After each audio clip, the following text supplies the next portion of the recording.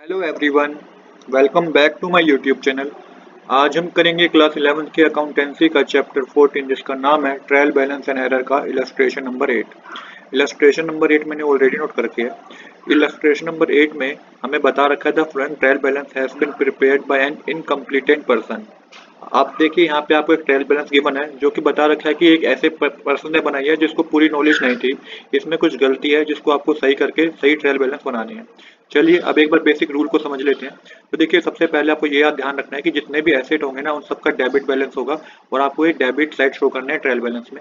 Same इस तरीके से रूल नंबर 2 में बता रखा है कि जितने भी लाइबिलिटी है ना उनका क्रेडिट बैलेंस होगा और ये आपको क्रेडिट साइड शो करना है ट्रायल बैलेंस में। देन अगेन कैपिटल अकाउंट का हमेशा क्रेडिट बैलेंस होता है तो क्रेडिट साइड शो करेंगे आप ट्रायल बैलेंस में। ड्राइंग अकाउंट का हमेशा डेबिट बैलेंस होगा, इसको भी आप ट्रायल बैलेंस में डेबिट साइड शो करेंगे।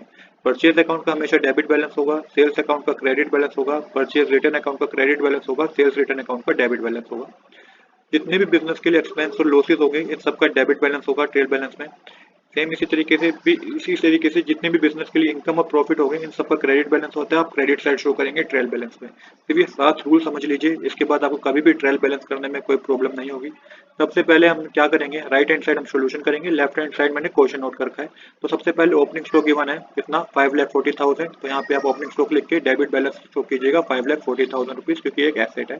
क्लोजिंग स्टॉक है 7,15,000, आपको क्लोजिंग स्टॉक को ट्रेल बैलेंस में शो नहीं करना है। क्यों नहीं करना है? Because it has not yet been brought into account, क्योंकि अभी तक अकाउंट में नहीं लिया गया है तो आपको क्लोजिंग अकाउंट को ट्रायल बैलेंस में शो नहीं करना है।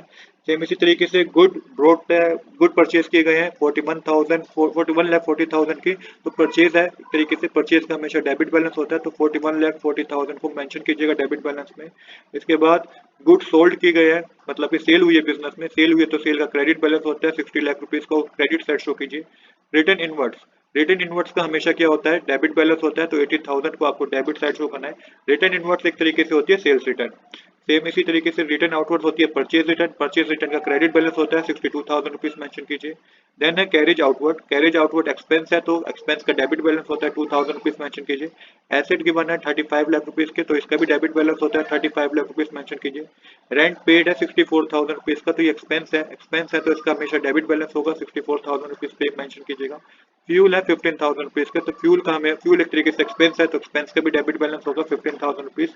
रेंट ऑफ प्रेमिसेस सब लेट टू घनश्याम 24,000 रुपीज, एक तरीके से इनकम है, इनकम का क्रेडिट बैलेंस होता है तो 24,000 रुपीज मेंशन कीजिए। लोन लिया है एक तरीके से लाइबिलिटी का क्रेडिट बैलेंस होता है तो 80,000 रुपीज मेंशन कीजिएगा, सॉरी 8 लाख रुपीज मेंशन कीजिएगा।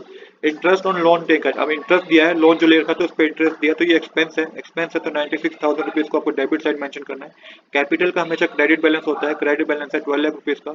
इनकम टैक्स एक तरीके से ड्राइंग का हमेशा डेबिट बैलेंस होता है तो 40,000 रुपीज को आपको मेंशन करना है डेबिट साइड। रेट्स जो होते हैं एक तरीके से एक्सपेंस है तो इसका भी डेबिट बैलेंस होगा 3,000 रुपीज। कस्टमर अकाउंट मतलब कि डेटर अकाउंट की बात हो रही है तो 3,88,000 रुपीज को मेंशन कीजिएगा debit side. Supplier account creditor account होता है तो इसका हमेशा क्रेडिट बैलेंस होता है 3,10,000 रुपीज को क्रेडिट साइड मेंशन कीजिए। ओवरड्राफ्ट एक तरीके से लाइबिलिटी है तो क्रेडिट बैलेंस होगा 5,25,000 रुपीज का।